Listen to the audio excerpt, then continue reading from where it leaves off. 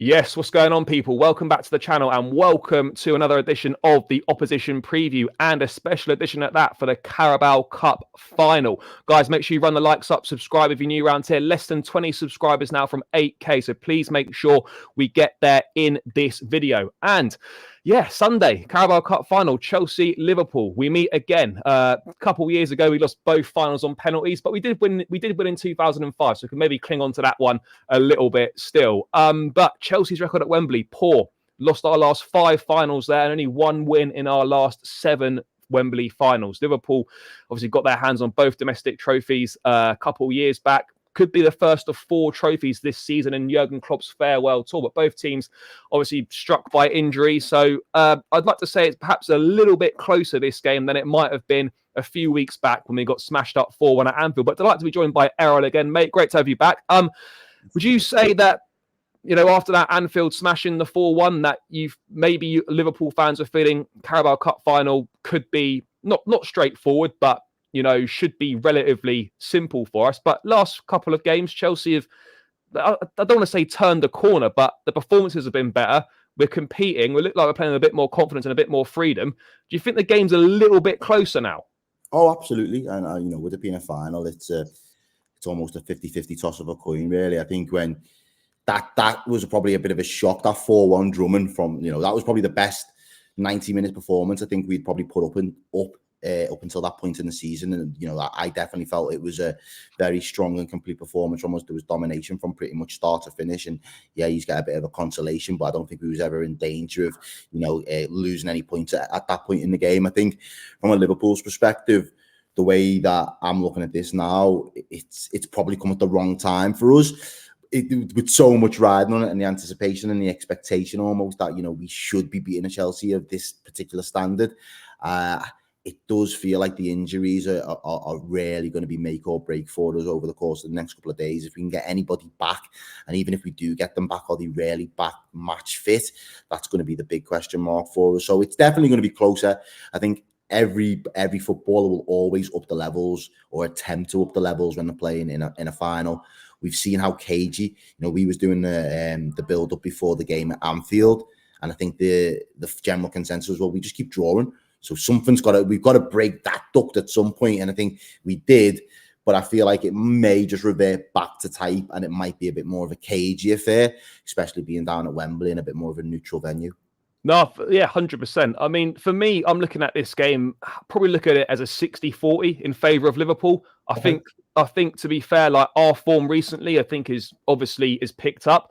And then the key players missing for Liverpool maybe brings it a little bit closer. Not that the replacements are poor by any means. You know, there's still very capable players in there that can cause problems. But I just feel that Chelsea can maybe look at this in a bit of a way where, do you know what, we're playing some decent stuff. Players are growing in confidence. There seems to be a bit more of a freedom. Defensively, we seem to have tightened up a little bit. We were letting in a lot of goals. Colwell and Disasi were brilliant against Man City. I mean, in fairness, look, Thiago Silva's actually in a race to be fit for this game anyway, with a groin injury he picked up against Palace. Reports are saying he might make the bench, but in all honesty, with the greatest of respects to him, it's actually probably better for us if he's out the equation, because then that decision's not there to be made. It's not because he's not a good player. It's just at 39 years of age now, it's one of them where his football brain is still there, but their legs aren't there. And like for us, it makes such a big difference, because when we don't have the back line with pace when he plays, we have to sit deeper as a back line. We can't push up as high. Therefore, Enzo and Caicedo have got to cover more ground defensively in midfield. And then teams with pace are just putting balls over the top of Silva, and we're getting exposed. And I think Liverpool, with the players like Salah, Gakpo, Nunes, whoever it is, Diaz, with pace and whatnot, and ability to cause major problems in behind, it's actually in our benefits that maybe Silva doesn't play. We can push higher up, we can get out quicker. And Enzo and Caicedo are obviously, you know, it's much less defensive work for them. So in the nicest way possible, it's probably better if Silva's not available for us. Yeah, do you know what's interesting as well? Because we've had a couple of conversations this season, and I think it's every time you start to have a little bit of faith of what Poch is trying to do, the wheels almost seem to fall off, and you go on a bit of a barren run. And then just when you think, right, enough's enough, something's got to give, he manages to turn things enough of a corner. So you then start to see those glimpses. Has that been more frustrating for you as a Chelsea fan this season more than anything else? Is that the overriding feeling? Yeah, mate, it's been difficult. Look, are we a 10th place side? No, absolutely not. But the table doesn't lie. We're there because that's where we deserve to be. But the quality we've got, we are better than where we are. We just haven't put the results together. Look, I don't want to use injuries as an excuse, but I think, it's part of the reason why we're struggling. And Nkunku's barely been fit for the whole season. We haven't had Lavia at all. He's played 30 minutes this whole season. Reece James has been out for large parts. Chilwell.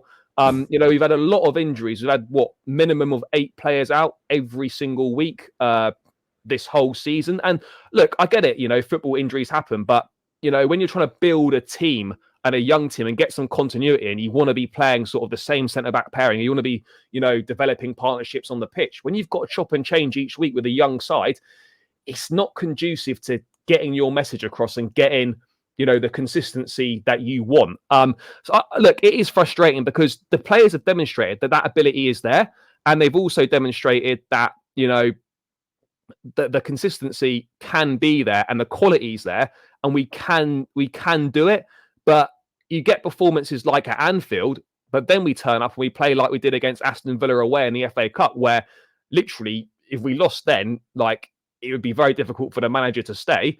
And then, we beat Palace, and then we put in a very good performance against Man City. Probably should have beaten them. So yeah, it is frustrating when the quality's there, but at the same time, these players just aren't ready to hit those levels on a consistent basis. I don't want to say we've turned a corner, because I've said this a lot of times before this season, but we have put together 3 good results and 3, in large parts, pretty good performances. Obviously against the likes of City as well. We should have beaten them.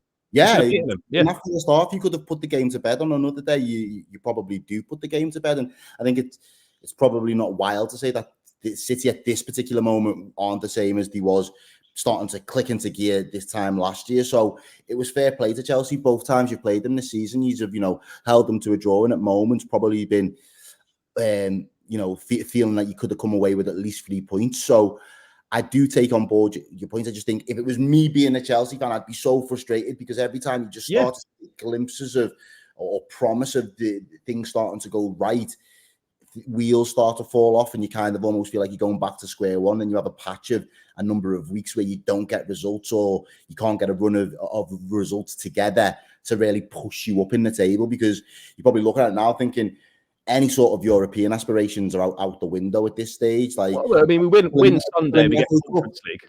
It was the FA Cup, yeah, of course. That might be your only way through. You're still in the FA Cup as well, aren't you? Yeah, we got Leeds on Wednesday. Yeah. So the cup competitions this season, and it feels as though Chelsea have become a little bit of a cup side, because they've been a cup side for years. Honestly, when you actually look at it, since we won the league under Conte, we've not been close to winning the league once, not even competing. We have been a cup side. It's as simple as that. And for whatever reasons, the cups seem to bring the best out of us. And they are that's all we've got this season to play for. Yeah, we can still qualify for Europe.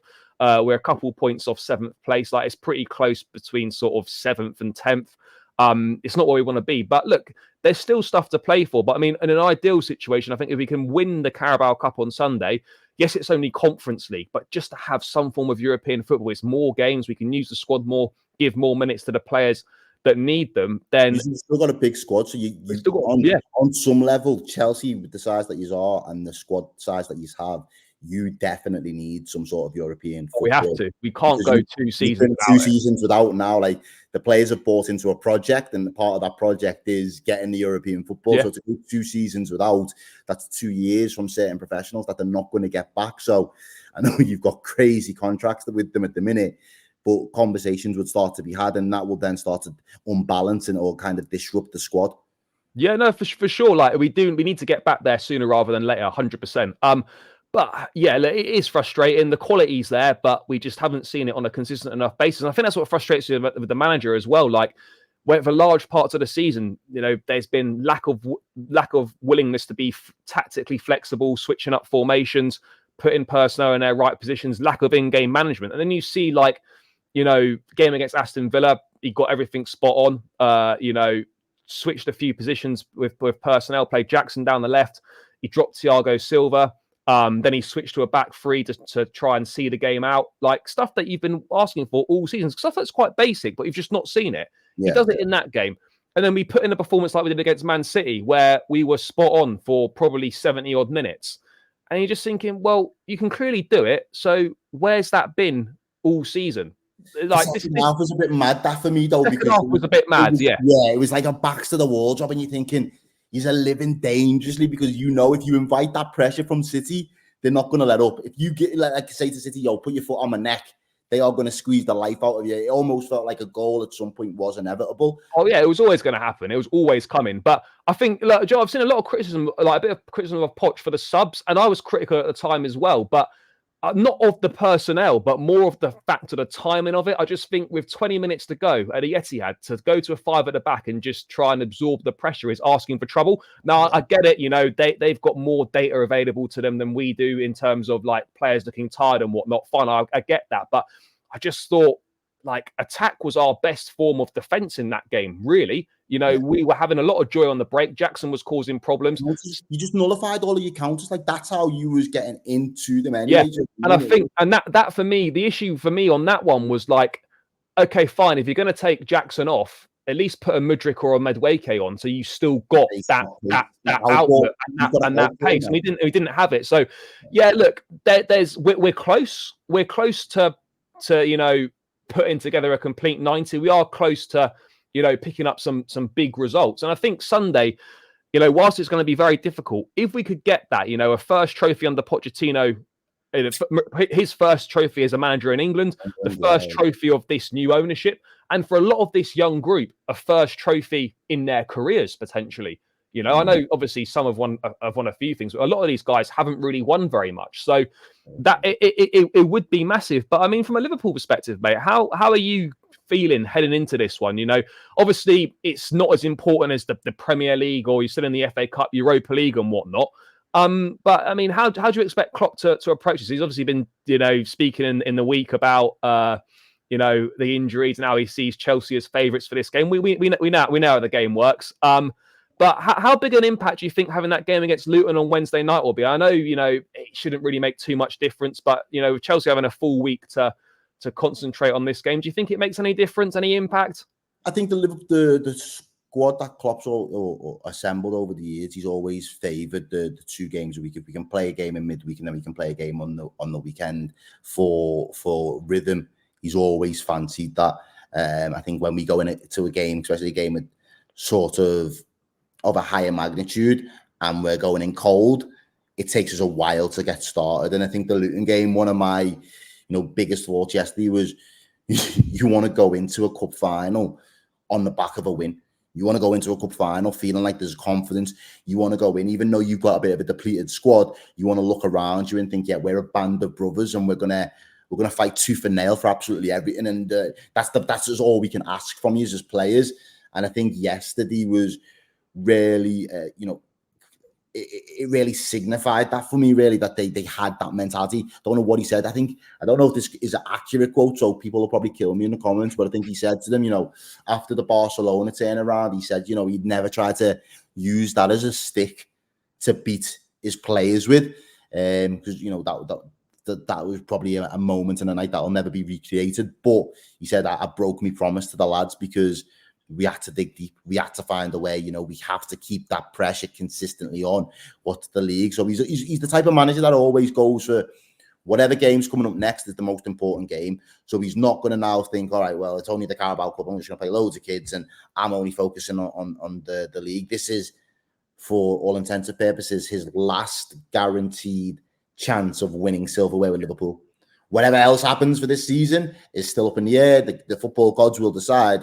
But as it stands, he has a 50-50 chance of winning silverware as Liverpool manager yet again. And to him, even if it is just the Carabao Cup as fans, and even if that's how it's branded, it will feel like the biggest cup. Do you know what I mean? Because it could be be his last one. Exactly. So, he will want to make it a special moment either way. In terms of my confidence levels, excuse me, again, obviously because of the injuries and the fact that I think Kelleher was always nailed on for the goalkeeper role within this. So I think there's something to be said for the fact that he's had to step into Alisson's shoes earlier than anticipated. So the fact that he's done it might be good for him though to get a few games under his belt. Yeah, he's had a few extra games under his belt that he otherwise wasn't expecting to get. So hopefully he's found a little bit of rhythm in his own game. I think he's been a little bit unlucky with the goals that we've conceded in recent weeks. I think the defense has looked good. And I don't think defensive frailties at the moment are really our problem. I think, again, it's about that midfield engine room. Is that midfield engine room going to be fresh enough given the Wednesday, Sunday?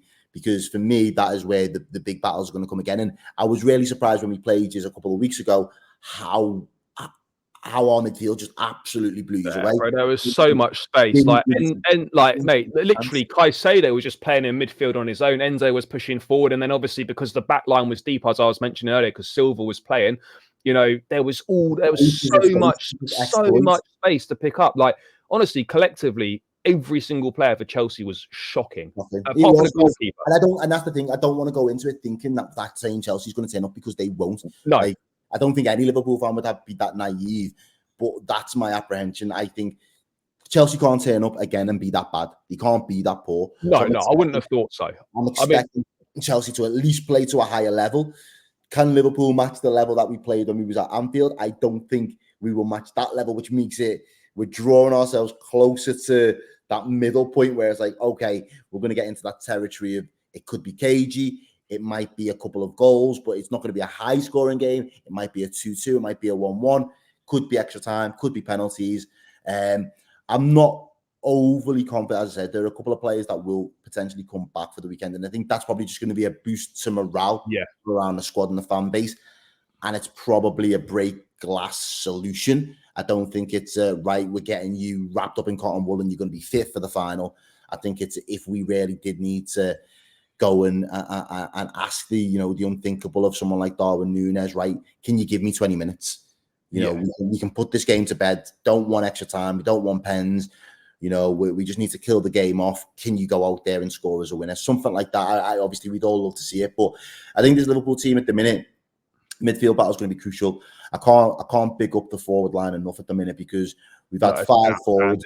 We've had 5 forwards this season. You've heard me from Saeed. I said, boy, we've got the best forwards across the board. Like, I don't care. We've got 5. You might have better individuals, but as a front 5 or a collective 5, no, it's not. It's best in the league.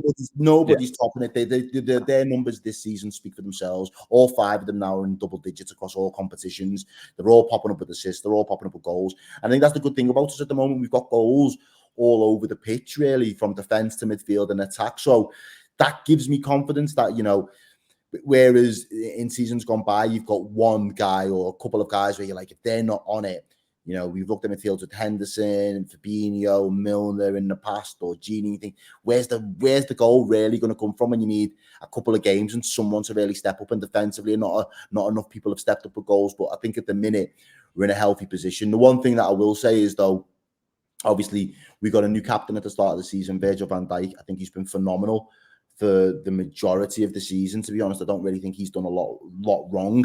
I think the level that he's performing at is probably the closest to that level we saw, which was basically pre-injury level Van Dijk, where it was just he was a class of his own. I think this is probably the closest version of Virgil that we've got since then.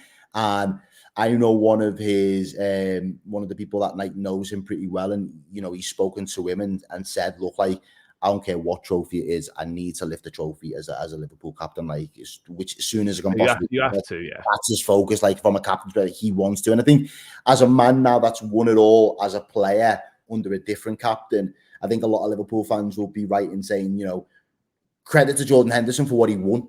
Do you know what I mean? He might not have rated his playing ability or his playing style or whatever and seen some of the unquantifiable things that he brought to the squad as a whole, but you've got to give him credit for what he's won.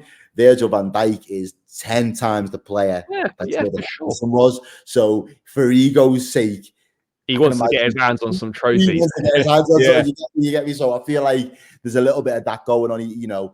There's that now personal pride of being like, well, now I'm taking the armband. How far can I take my team? And I think, the Carabao Cup, and it could be a turning point in your season if you go on to win it in terms of how you look to finish the season. And likewise, I always fancy if you replicating what City used to do. And, you know, they went on to win a treble last year. So, and without winning the Carabao, it gives you a lot of momentum.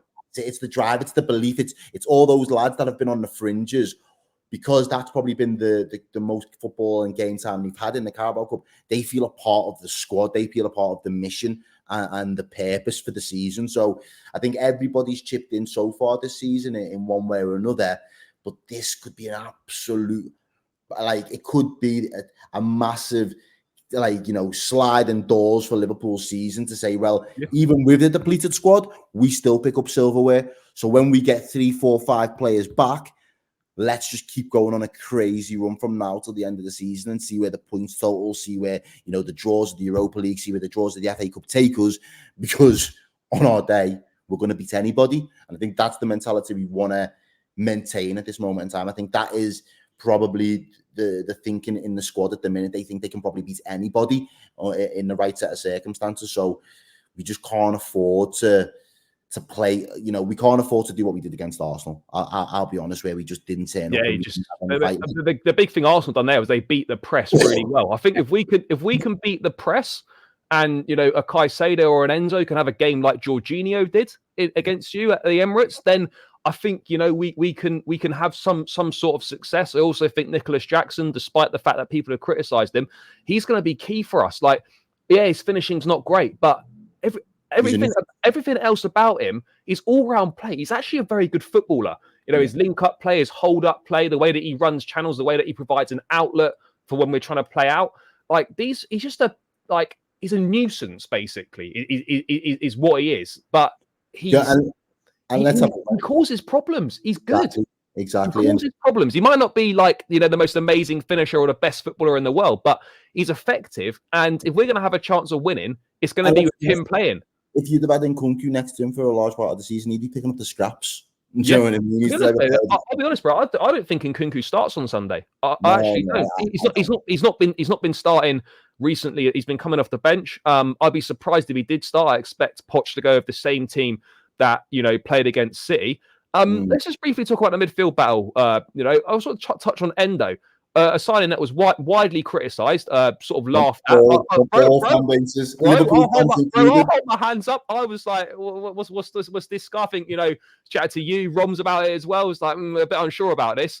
I'll tell you what, bro, he's done really well, and fair play to him. He's actually become pretty important for you.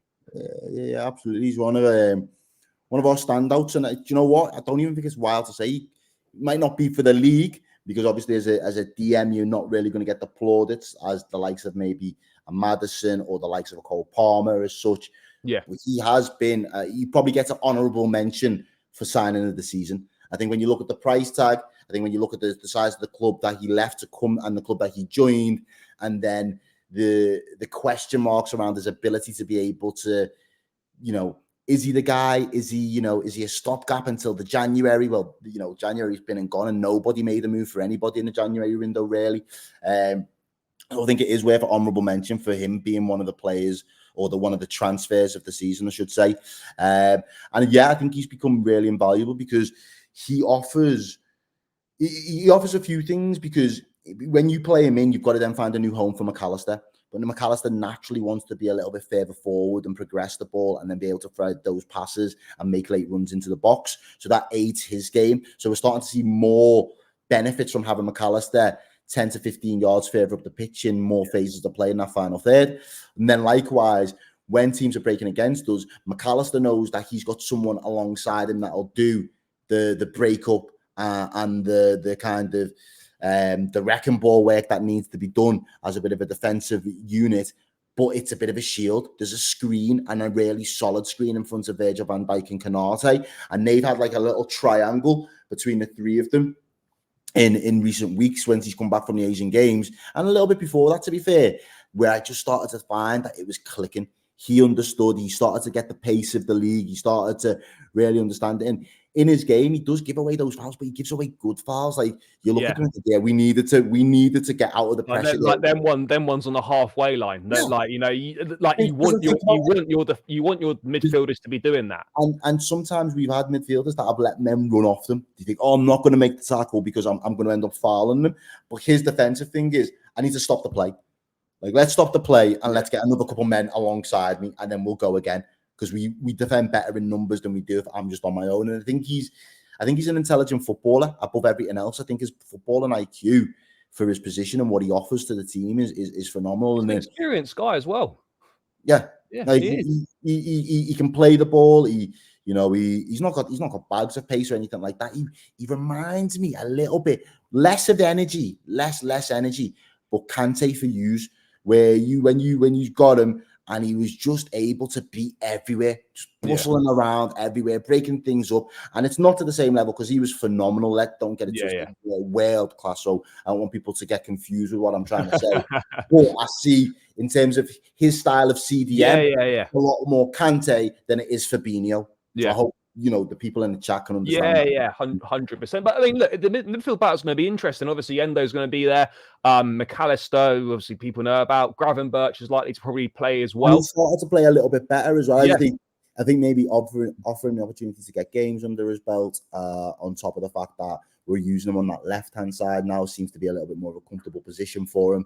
I think, he was battling. I've seen some of his numbers last night. He won the most he most one of his ground duels against Luton, out of the team. So I think from that perspective, he's starting to come into his own. And again, from us, lad, we've got Connor Bradley's, we've got, he's a really good player. We've got. I mean, you're thinking, Trent's out, and obviously, that is a blow. But I mean, this Bradley kid, he's doing well, and that's all we've asked for years. Like, and it's the same with the forwards.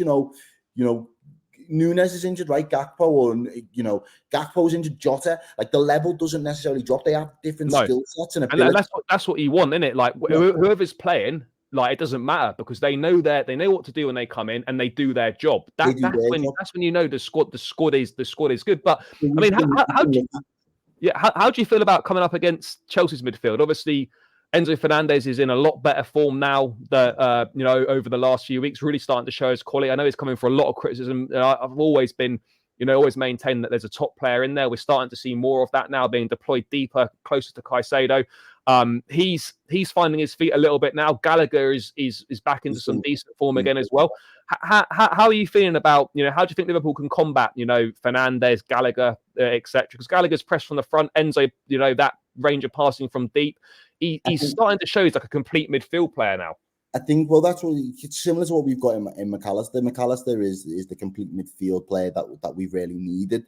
Well, it's a World Cup winning midfield, isn't it? Him and absolutely, two of them going head to head against each other. So they've got those qualities, and you can't really deny that the biggest trophy in world football sits there, and you've got it under the name. So I think, for me, you made a really good point before about the Jorginho comparison in the Arsenal game. If you end up allowing someone to have that space and time on the ball, and we can't effectively press the ball and get the ball off them, that's where Liverpool are going to be in a lot of trouble. And I think your guy for doing that is going to be Enzo. So how we kind of minimize his threat is going to be a really interesting one to watch for me. And I think you're going to have to kind of match him up with, because he sits a little bit deeper, it might be a Gakpo. It might be asking Gakpo to come and do a little bit of a job and let Diaz, because we've seen it last night. I don't know if that was kind of like pre-planning what we kind of, the movements and the runs we want to do for the weekend. But Diaz in the first half, he got a lot of joy,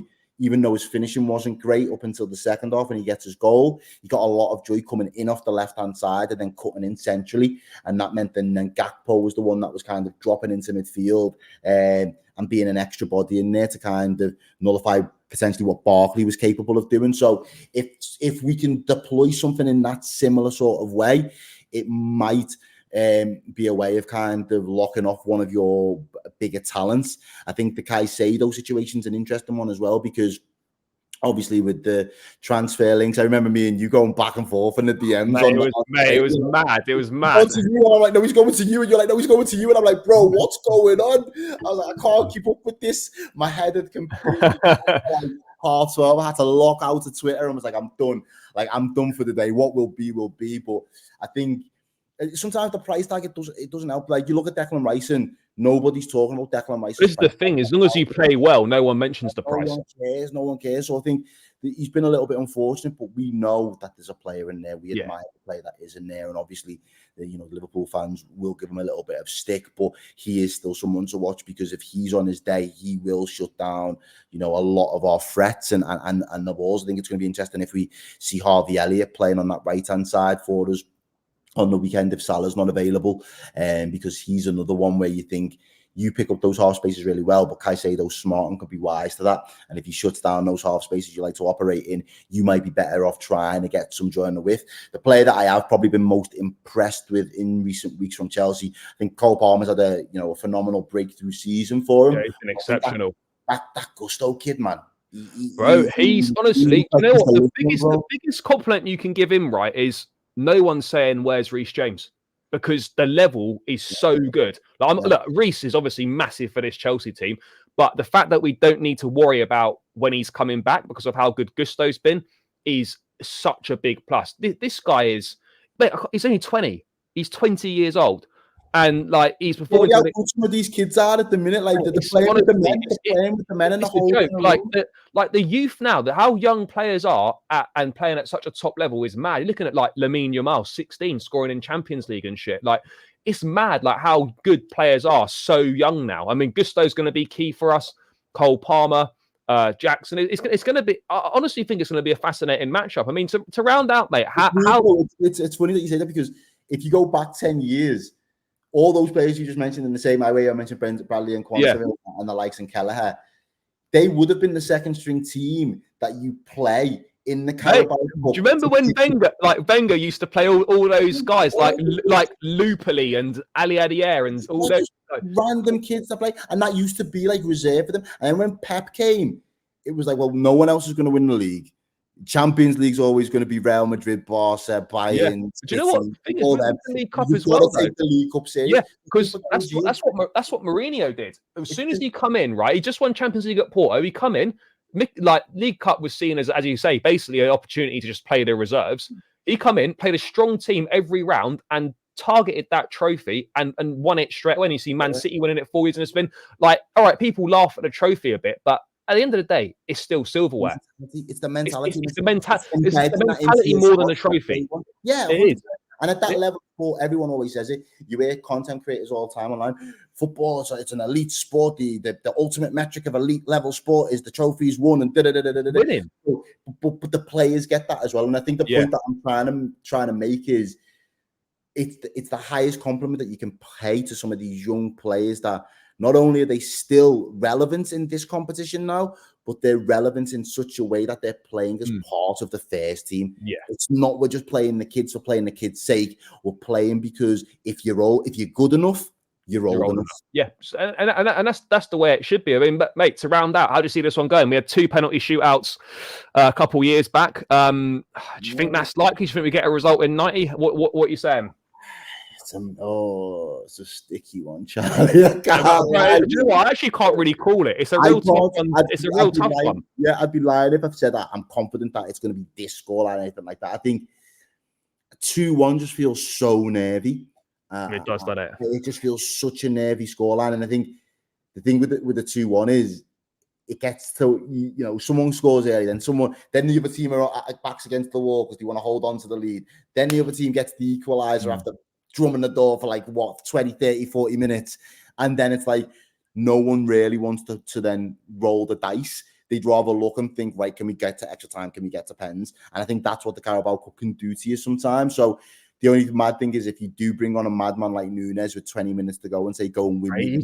He's just chaos. But he's chaos. He's a top. Honestly, I'm a massive fan of his. Liverpool are so much better when he plays. Massively. And the times we've lost this season, and this is the only other bad omen, we've only lost in North London all season.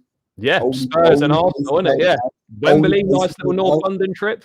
So now we're going back and we're running it back for the third time. And if he doesn't start, the omen continues, because the only time we've ever lost is when he's not started. So I do think I could see a 2-1 if we rolled the dice and we threw him on, if he was fit enough to get a couple of minutes. Outside of that, I think it's probably going to go to penalties again. Yeah, mate. If it goes to pens, I'm going to back myself. I don't even know much about your new keeper. Is he a pen keeper? Is he? Mate, he's all right at pens. Like he saved one in the court. We had a shootout in the quarterfinal against Newcastle. He saved one. Other than that, mate, I don't know how good at pens he is, but ultimately, pens just a lottery anyway. I'll be honest, mate. I think it'll be the same as well. I expect it to go to penalties. I'd be shocked if it was like a convincing win for either side. There'll be a goal. There'll either be a goal in it either way. It doesn't happen, does it? Really? You don't get like a thrashing in a final. No, it doesn't really happen. It is quite close and cagey affairs, and you've watched Chelsea for years. I've watched Liverpool for years. We know what we get like, and I don't think either team will get stage fright on the biggest stage. On the big stage, I think there will be a. There'll be some nerves though for a few of these. Anxiety of like, let's not do anything wrong, and I think whoever starts to play the most confident brand of the football may come away with the spoils at the end of the day. And obviously, I'm hoping that Liverpool are capable of doing that. I just wish that we had 2-3 more players that I could, put the house on. Mate, I wish the same as well. But I'm going to go for a Chelsea penalties win.